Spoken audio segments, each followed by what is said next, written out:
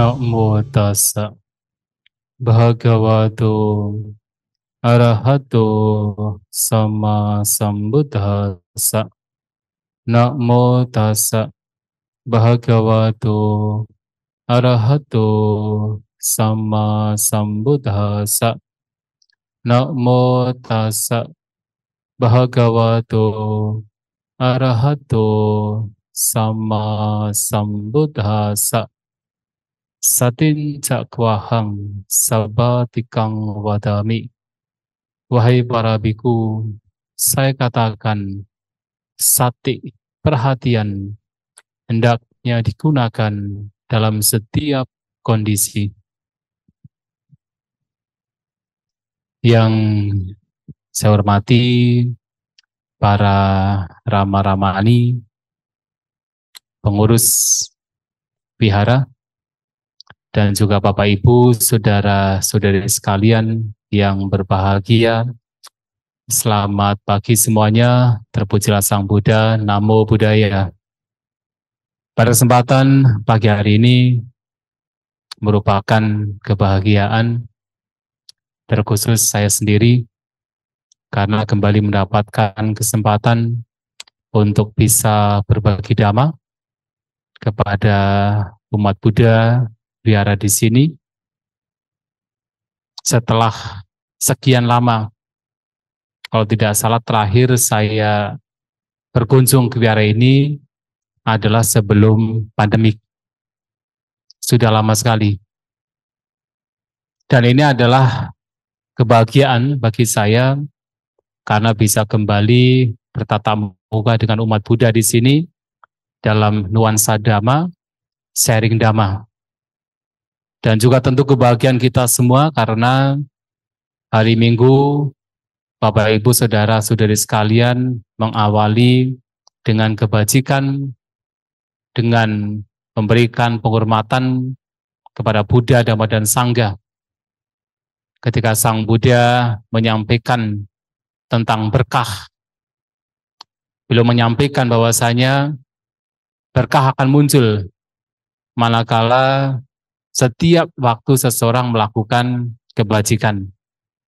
Jadi bukan karena mendapatkan ini dan itu, karena waktunya baik atau tidak, tapi ketika dalam setiap waktunya seseorang mengisi hidupnya dengan berbagai macam kebajikan, apapun itu, itulah yang disebut sebagai berkah. Berkah dalam hidup kita. Pagi hari ini Bapak Ibu telah mengawali hari ini dengan melakukan berkah, yaitu melakukan puja, memberikan penghormatan kepada Buddha, Dhamma, dan Sangha sebagai bentuk puja cak, puja nianang, menghormat kepada yang patut dihormati, dan itu adalah berkah, berkah utama. Dan tentu untuk menambah berkah pada kesempatan pagi hari ini, alangkah lebih baiknya jikalau kita kembali bersama-sama untuk merenungkan kembali ajaran Buddha dengan bersama-sama mendengarkan pemaparan Dhamma. Ini juga berkah yang disampaikan Sang Buddha sebagai kalena Dhamma sawanang. Mendengarkan Dhamma di waktu yang tepat adalah berkah, berkah utama. Pada kesempatan pagi hari ini ada satu topik yang tentu Bapak Ibu barangkali sudah melihat flyernya. Tema yang akan saya sampaikan berkenaan dengan pentingnya kesadaran, pentingnya perhatian untuk mengenali diri sendiri. Hal ini sangat penting untuk kita bahas, karena memang keseluruhan ajaran Buddha itu berkenaan dengan bagaimana kita bisa memahami diri kita masing-masing. Ketika berbicara tentang inti ajaran Buddha, yang tidak lain adalah 4 kebenaran mulia.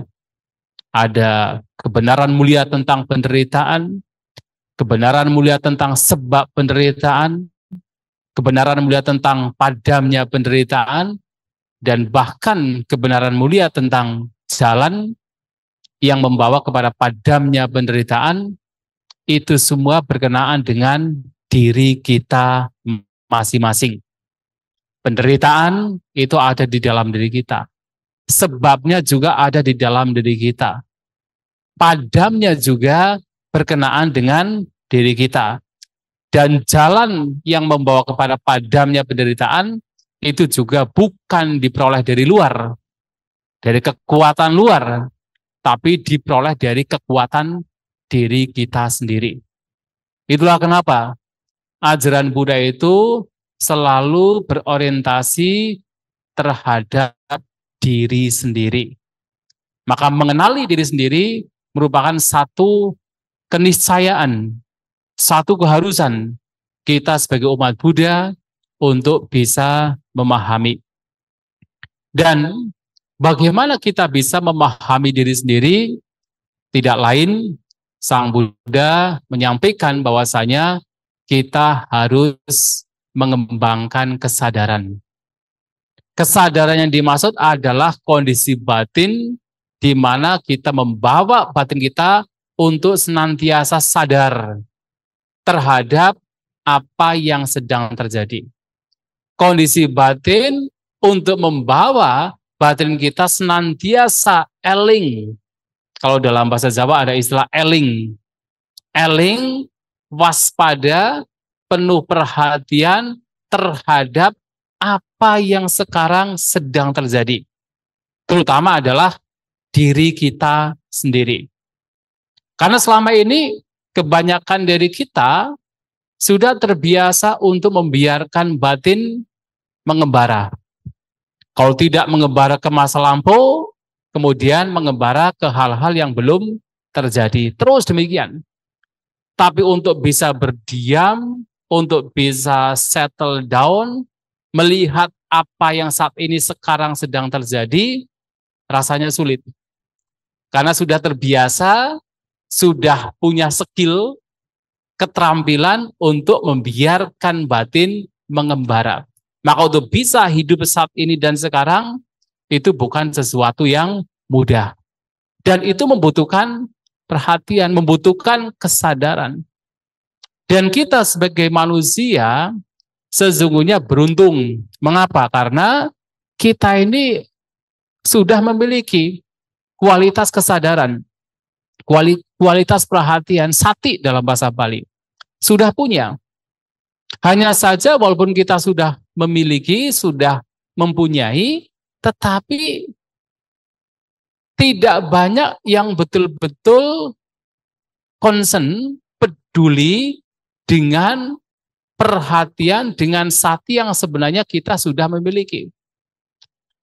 Lantas bagaimana kita bisa tahu bahwa kita sudah punya sati? Biasanya saya memberikan sebuah contoh. Kalau Bapak Ibu, saudara-saudari sekalian berjalan di jalan yang licin, agar tidak terpeleset, agar tidak terjatuh, apa yang harus dilakukan? Paham ya? Harus berjalan dengan hati-hati. Harus berjalan dengan penuh perhatian. Harus waspada. Setiap langkahnya itu harus waspada, hati-hati, sadar, tidak membiarkan pikiran mengembara, tidak membiarkan pikiran melamun, karena kalau kemudian melamun, bisa terpeleset. Kalau tidak waspada, bisa terpeleset. Kalau tidak hati-hati, bisa terpeleset. Kalau tidak penuh perhatian, bisa terpeleset. Kualitas batin yang hati-hati ini, yang sadar ini, yang waspada ini adalah sati. Ini adalah perhatian.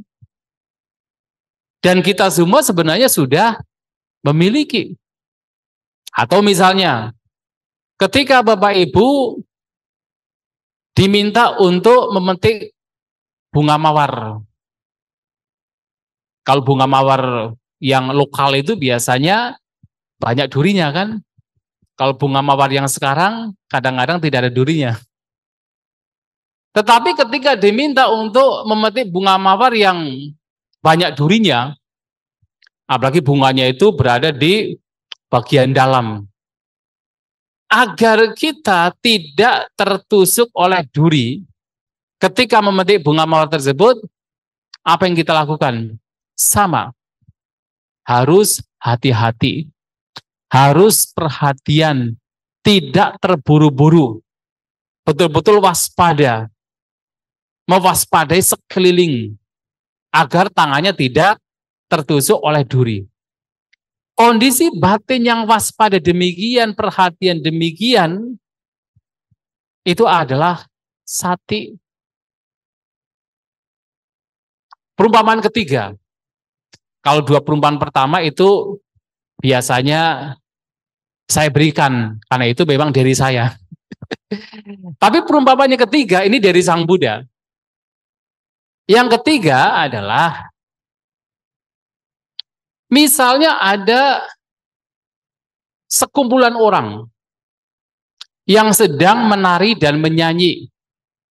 Karena di situ ada penari perempuan yang cantik jelita. Kemudian dikelilingi oleh banyak orang yang juga ikut menari, ikut menyanyi. Kemudian ada seseorang yang diminta untuk pergi ke kerumunan orang tersebut dengan membawa satu periuk berisi air yang penuh sampai ke permukaan, dibawa di atas kepalanya. Di belakang sudah dipersiapkan orang dengan pedang terhunus, siap-siap.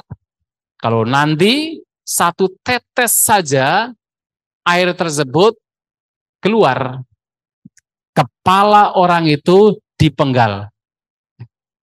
Kira-kira kalau itu terjadi pada kita dan tidak ada pilihan, kalau ada pilihan kan nggak perlu kan? Tidak ada pilihan, harus berjalan di kerumunan tersebut dengan satu periuk berisi air sampai ke permukaan, dan kalau sampai satu tetes saja keluar, kepala kita terpenggal. Apa yang harus kita lakukan? Berjalan dengan penuh hati-hati, penuh perhatian, eling, sadar, tidak membiarkan pikiran mengembara. Betul-betul saat ini dan sekarang fokus. Karena kalau tidak, nanti goyang sedikit, airnya muncrat, kepala sudah melayang. Nah, kondisi demikian, kehati-hatian demikian, perhatian demikian, kewaspadaan demikian, itulah yang dikatakan Sang Buddha sebagai sati. Sadar, perhatian, eling, waspada, hati-hati. Itulah sati. Nah, perhatian yang demikian yang harus dimunculkan, terutama adalah untuk memperhatikan, mewaspadai batin dan jasmani kita. Terutama ketika kita mempraktikkan meditasi. Dalam meditasi kita membutuhkan sati perhatian, membutuhkan kesadaran. Kita hendaknya senantiasa sadar, eling dengan utamanya objek yang diperhatikan. Jadi pada saat kita bermeditasi, kita menggunakan objek meditasi, contohnya adalah keluar masuknya nafas misalnya, maka fungsi dari perhatian ini, fungsi dari kesadaran ini adalah untuk senantiasa sadar keberadaan keluar masuknya nafas.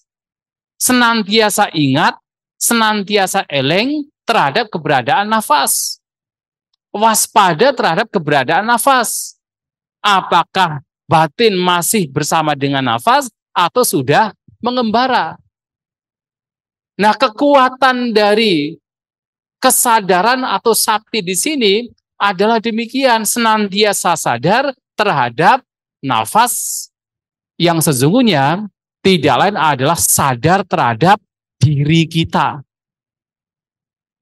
Maka di dalam sebuah buku yang ditulis oleh Bhante Buddhaghosa, tadi malam kebetulan ada yang bertanya tentang Acarya Buddhaghosa, ia menulis sebuah buku namanya Visuddhimagga. memberikan sebuah perumpamaan. Ketika seseorang menjinakkan seekor sapi yang liar, terutama anak sapi yang liar, apa yang dia butuhkan? Ia membutuhkan tiang dan juga tali. Tali digunakan untuk mengikat anak sapi tersebut. Kemudian diikatkan ke tiang yang sudah ditancapkan dengan kuat di tanah. Ketika dilakukan, anak sapi itu tidak langsung jinak, masih meronta. Tapi walaupun dia meronta, dia tidak bisa pergi jauh. Lari kembali, lari kembali, lari kembali, terus demikian. Pada akhirnya, dia akan kelelahan sendiri dan akan jinak, duduk, diam di bawah tiang tersebut. Meditasi juga sama. Kita membutuhkan dua instrumen.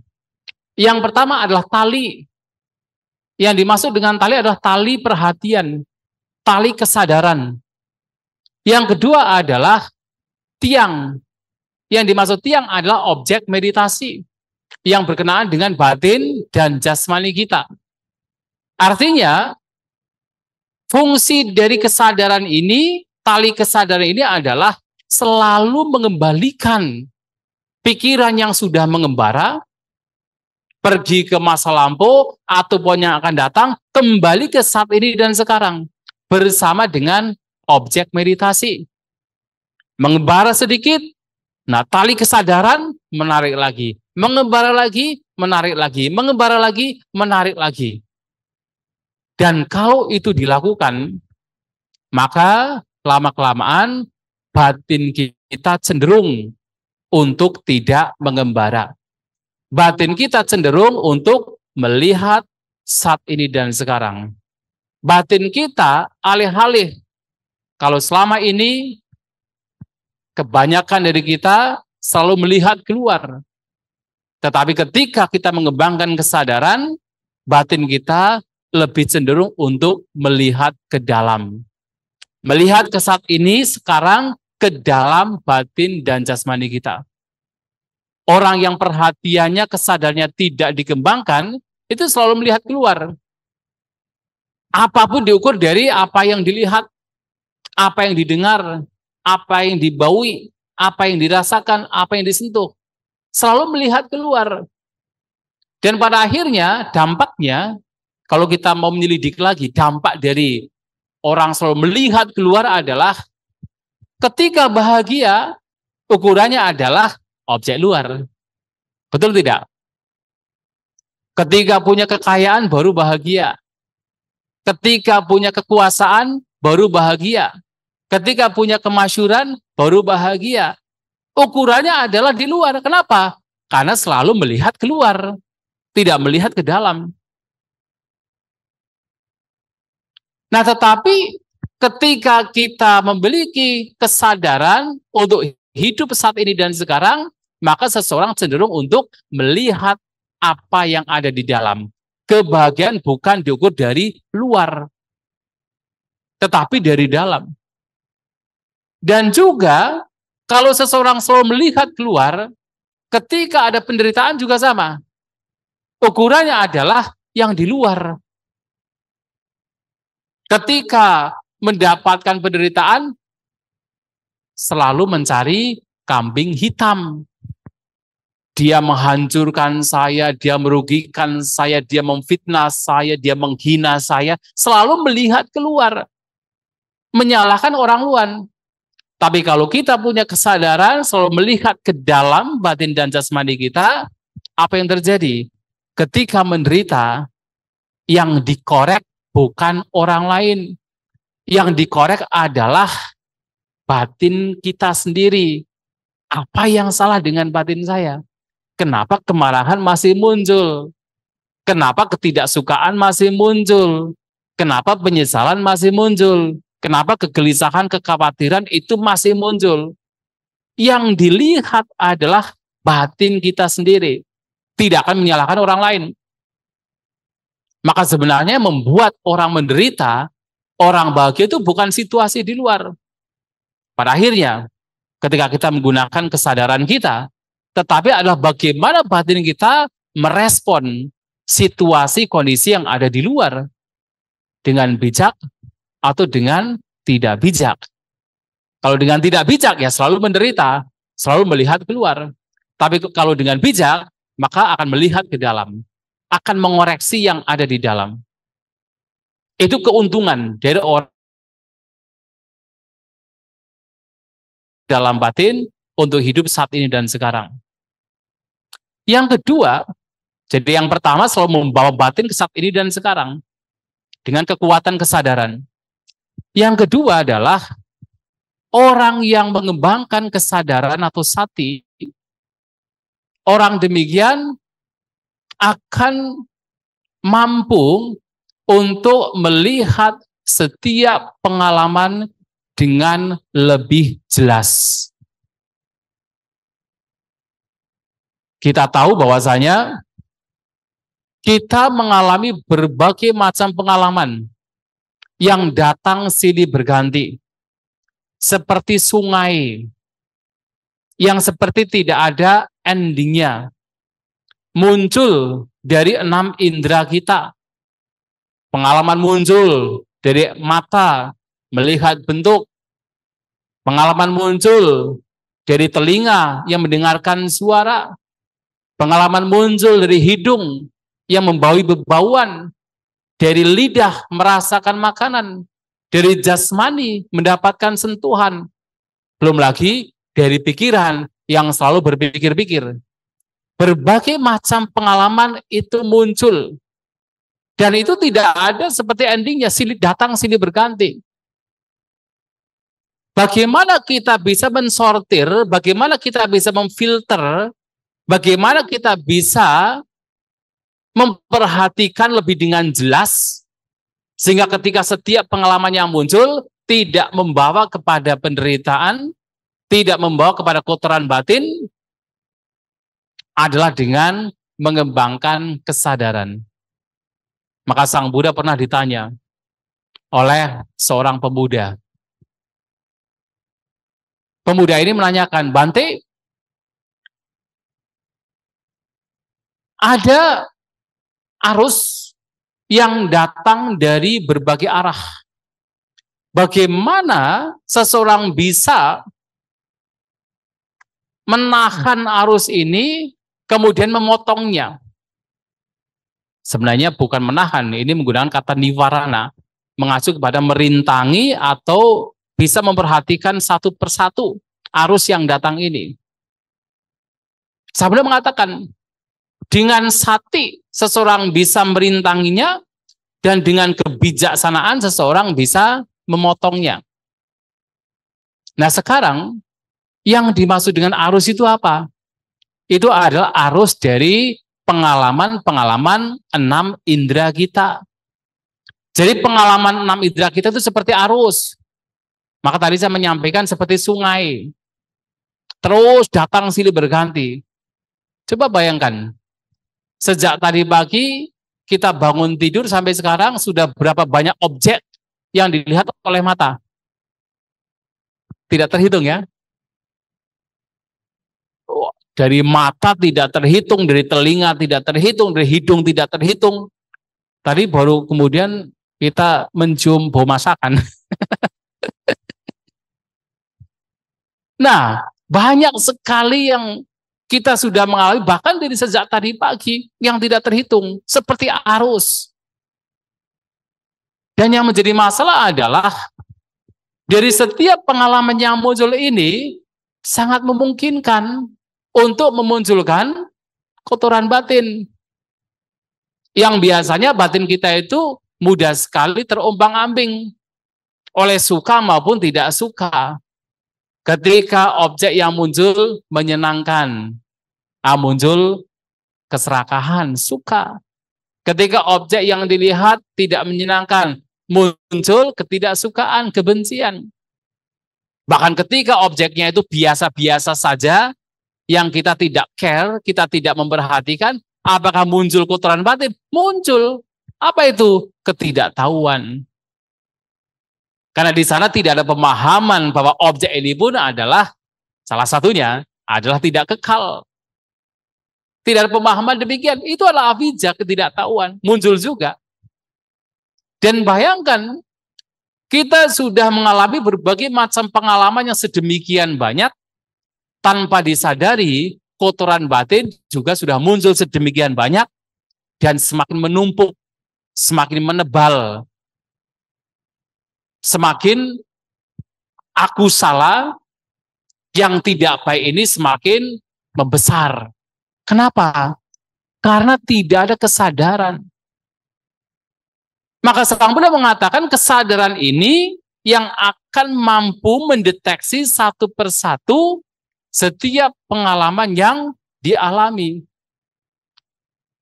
Dan ketika dideteksi dengan baik, disitulah ada ruang bagi kebijaksanaan untuk memotong ketika kotoran batin muncul bersama pengalaman yang dialami oleh 6 indera.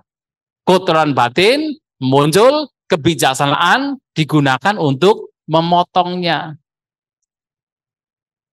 Tentu karena pengalaman kita sangat banyak, ya tentu yang terdeteksi juga tergantung pada sejauh mana kekuatan kesadaran kita berkembang. Semakin kesadaran kita berkembang, semakin pengalaman-pengalaman yang muncul, itu akan semakin banyak yang terdeteksi. Ketika kesadaran baru mulai dikembangkan, ya setidaknya tidak semuanya itu terlewati. Kalau tidak ada kesadaran kan hampir semua pengalaman terlewati, tidak terdeteksi. Tapi paling tidak ketika ada kesadaran, tidak semuanya terlewati. Ada pengalaman-pengalaman yang kemudian bisa terdeteksi. Makanya kan kalau kita perhatikan, mengapa ada seseorang yang kemudian baru menyesal setelah melakukan kejahatan? Itu masih mending. Kenapa? Ketika dia menyesal atau ketika dia sadar bahwa itu adalah kejahatan, yang telah dilakukan adalah kejahatan, artinya dia punya perhatian. Tapi perhatiannya datang belakangan. Tapi ada juga orang yang ketika sedang melakukan hal yang buruk, langsung sadar, oh ini tidak baik. Langsung berhenti. Artinya sudah mulai berkembang. Ada kemudian yang ketika pikiran buruk itu muncul tetapi belum termanifestasi ke dalam ucapan atau perbuatan jasmani, dia sadar. Jadi belum sampai mengucapkan kata-kata kasar, belum sampai memukul orang, dia sudah sadar, oh ini tidak baik. Itu artinya kesadaran sudah mulai berkembang lagi. Bahkan lama-kelamaan, seseorang bahkan akan tahu, akan sadar. Ketika baru ada tanda sedikit saja, bahwa ini kalau berkembang bisa memunculkan pikiran buruk, dia sudah sadar. Langsung bisa mengatasi. Artinya, kesadaran sudah jauh lebih berkembang. Maka kesadaran di sini akan mendeteksi setiap pengalaman dari apa yang kita alami. 6 indera kita, dan itu keuntungannya. Nah, karena punya keuntungan untuk mendeteksi setiap pengalaman yang muncul, maka keuntungan yang lain adalah kesadaran ini akan membawa kepada pengetahuan atau kebijaksanaan tentang mana yang baik, mana yang buruk, mana yang bermanfaat, mana yang merugikan, berkenaan dengan setiap pengalaman yang kita alami. Sang Buddha memberikan sebuah perumpamaan. Jadi kalau ada kerajaan yang dikelilingi oleh tembok yang tinggi, hanya ada satu pintu gerbang, sehingga setiap orang bahkan binatang yang keluar masuk ke kerajaan tersebut harus melewati pintu gerbang tersebut, tidak bisa melompat. Dan di pintu gerbang itu ada penjaga. Dia adalah seorang yang terampil, yang cerdas, intelijen, penjaga yang penuh perhatian, waspada. Karena dia waspada, dia penuh perhatian, dia cerdas. Maka dia tahu siapa-siapa yang keluar, siapa-siapa yang masuk. Lama-kelamaan tahu juga siapa-siapa yang boleh keluar, siapa-siapa yang tidak boleh keluar. Dia pun juga tahu siapa-siapa yang boleh masuk, siapa-siapa yang tidak boleh masuk. Sang Buddha memberikan perumpamaan demikian, bahwasanya kerajaan itu yang ditutup oleh tembok, dikelilingi oleh tembok adalah pikiran kita. Pintu gerbang tidak lain adalah 6 indera kita. Yang keluar masuk lewat pintu gerbang adalah setiap pengalaman 6 indera kita. Ada yang baik, ada yang buruk. Sementara penjaga pintu gerbang tidak lain adalah sati perhatian. Maka perhatian kesadaran ini akan mampu untuk melihat, oh ini baik, ini tidak baik, ini bermanfaat, ini tidak bermanfaat, ini patut dikembangkan, ini harus ditinggalkan. Melihat demikian, orang yang memang peduli dengan kebahagiaan dirinya, tentu dia akan mengembangkan yang baik, yang bermanfaat, yang berguna, yang membawa kebebasan, sementara yang tidak baik, yang tidak bermanfaat, yang membawa kepada penderitaan, itu akan ditinggalkan, akan dilenyapkan. Nah, karena fungsi kesadaran ini juga membawa kepada pengetahuan, kebijaksanaan terhadap diri sendiri, mana yang baik, mana yang buruk, maka kesadaran ini juga punya fungsi. Yang mana kesadaran memiliki kekuatan berfungsi untuk semakin kita mampu mengenali diri kita sendiri. Selain tahu mana yang baik, mana yang tidak baik berkenaan dengan diri sendiri, juga akan menguatkan, akan membuka sebuah pemahaman tentang diri sendiri. Ketika seseorang senantiasa hidup saat ini dan sekarang memperhatikan batin dan jasmani, tidak kemudian terus melihat keluar, tetapi melihat ke dalam batin dan jasmaninya, apa yang terjadi? Orang demikian akan semakin paham. Ternyata yang selama ini dikenal sebagai manusia, yang dikenal sebagai makhluk, ternyata hanya kumpulan dari batin dan jasmani. Akan semakin dipahami. Kenapa? Karena sadar terhadap realitas, semakin sadar terhadap diri sendiri, akan paham ternyata manusia ini yang selama ini dianggap sebagai ini milikku, ini aku, ini diriku, itu hanya kumpulan dari batin dan jasmani. Dan bahkan tidak hanya demikian, terurai lagi. Ternyata jasmani ini yang selama ini dianggap sebagai ini jasmaniku yang cantik, jasmaniku yang tampan, jasmaniku yang buruk rupa, jasmaniku yang tidak rupawan, ternyata akan dikenali. Oh, ternyata jasmani yang dengan berbagai macam pikiran muncul, mengomentari jasmani ini dan itu, ternyata tidak lebih dari apa? Ini gabungan dari 4 unsur. Tidak lebih dari itu. Realitas terhadap jasmani akan semakin terkuak, akan semakin terlihat dengan jernih ketika seseorang senantiasa hidup saat ini dan sekarang memperhatikan batin dan jasmani, sadar dengan batin dan jasmani. Ternyata jasmani hanya sekadar 4 unsur.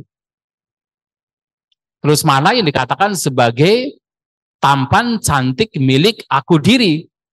Hanya sekadar 4 unsur.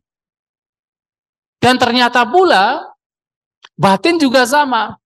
Yang selama ini kita selalu memunculkan berbagai macam bentuk pikiran yang isinya adalah ini milikku, ini aku, ini diriku. Kemudian karena kemelekatan terhadap batin sebagai milik, ketika ada orang yang menghancurkan atau katakan mengubah atau mengoyak pikiran kita, kita kemudian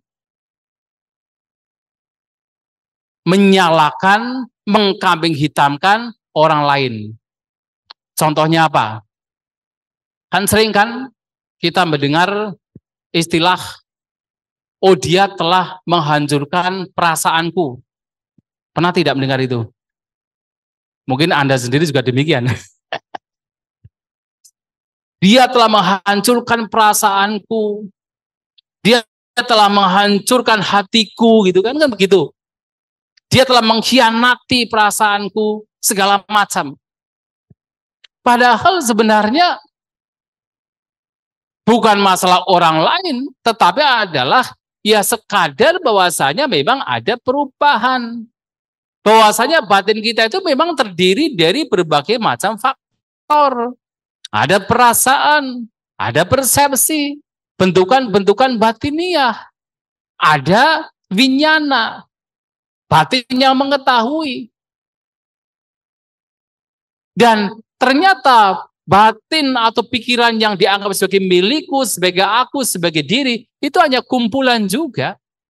Kumpulan dari berbagai macam faktor. Dan ketika diselidik lebih dalam menggunakan kesadaran, apa yang terjadi? Ternyata batin dan jasmani ini selain merupakan gabungan dari berbagai macam kumpulan, juga sifatnya memang berubah-ubah. Sifatnya tidak kekal.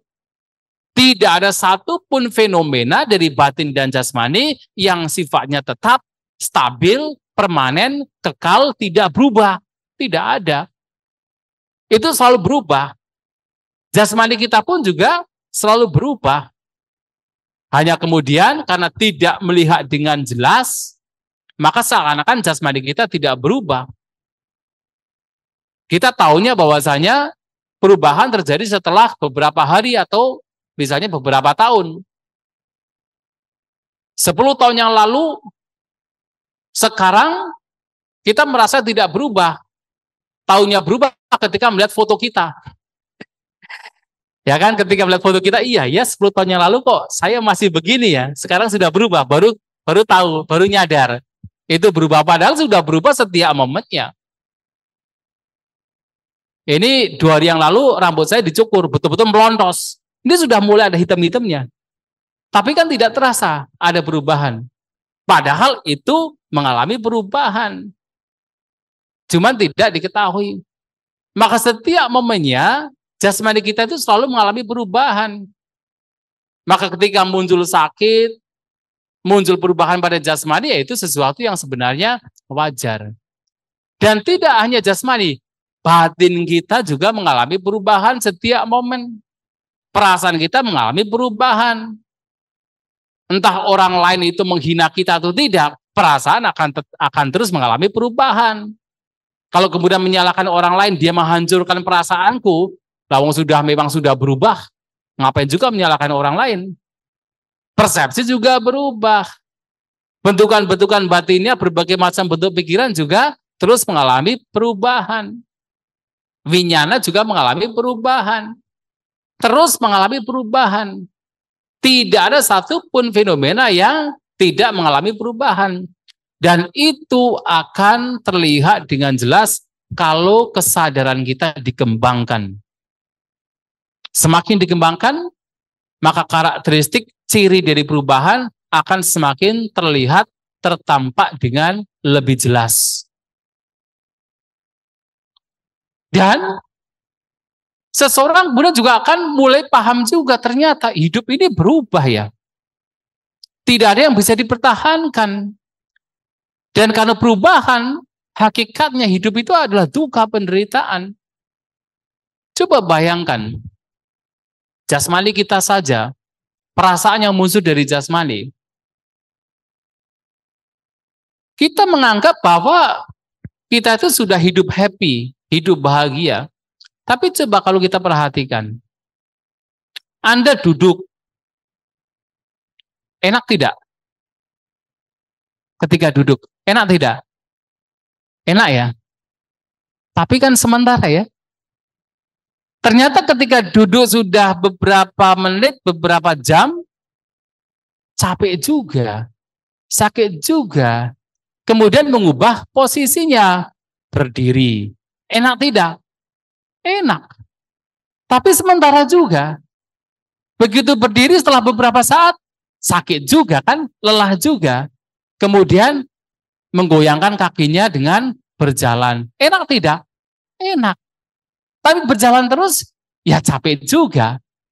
Kemudian duduk lagi, kemudian berbaring, kemudian berdiri, kemudian berjalan, terus demikian.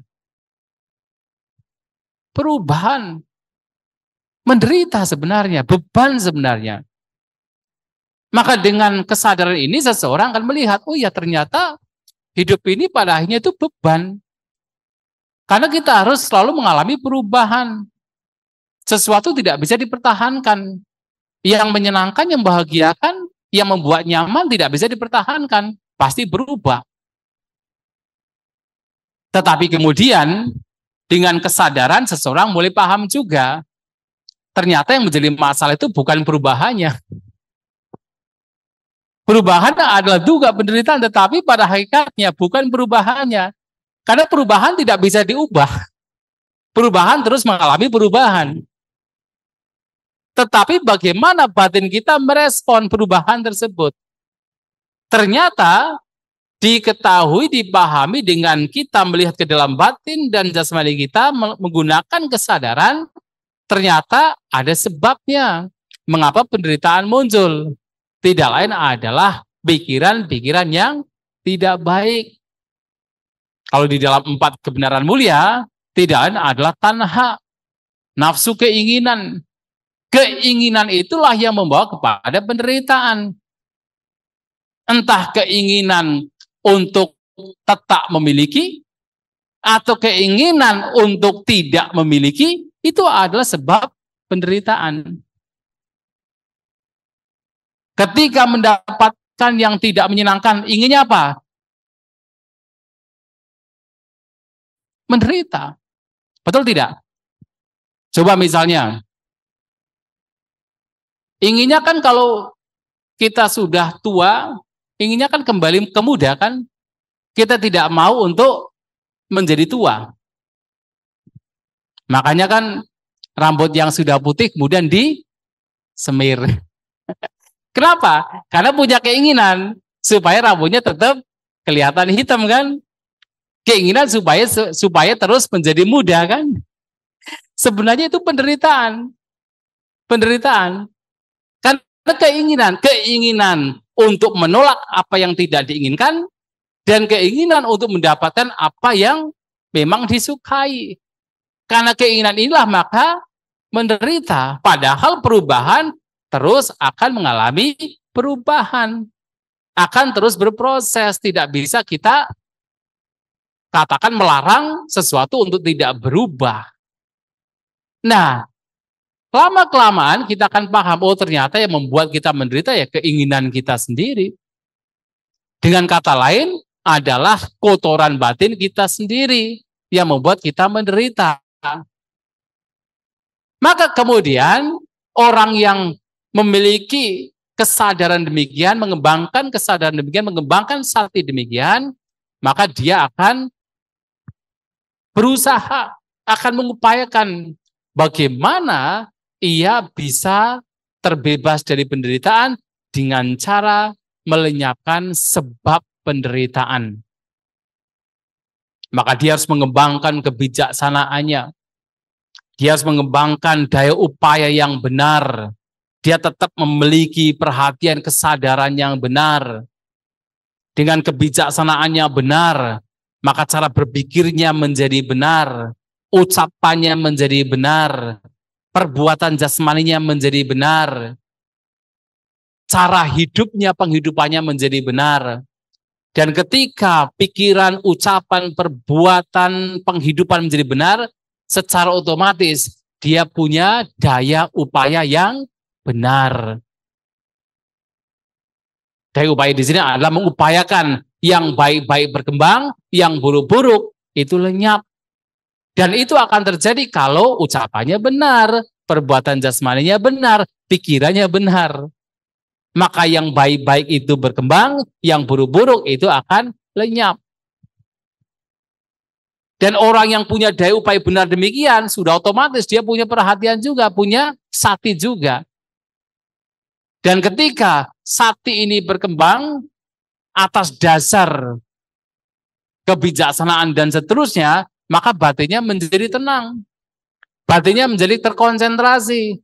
Itulah yang disebut sebagai samadhi. Maka lagi-lagi, orang yang memiliki kesadaran demikian akan paham tidak ada jalan lain untuk mengatasi penderitaan. Tidak lain adalah mengembangkan jalan mulia berunsur 8.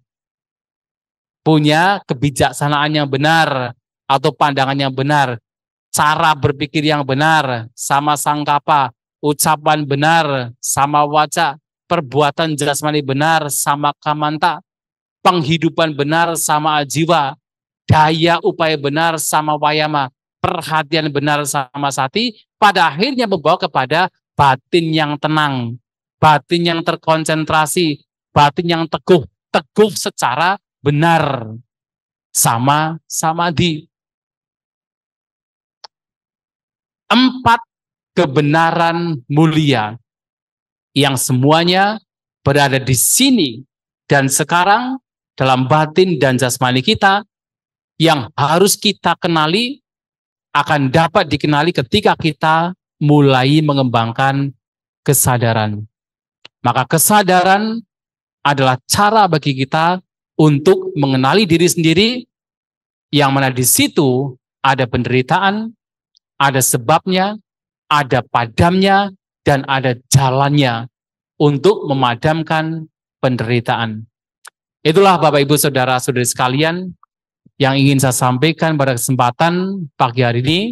Semoga bisa dipahami, bisa dimengerti, dan utamanya mulai bisa diimplementasikan dalam kehidupan sehari-hari. Sabezata Bhavantu Sukhitata, semoga semua makhluk berbahagia.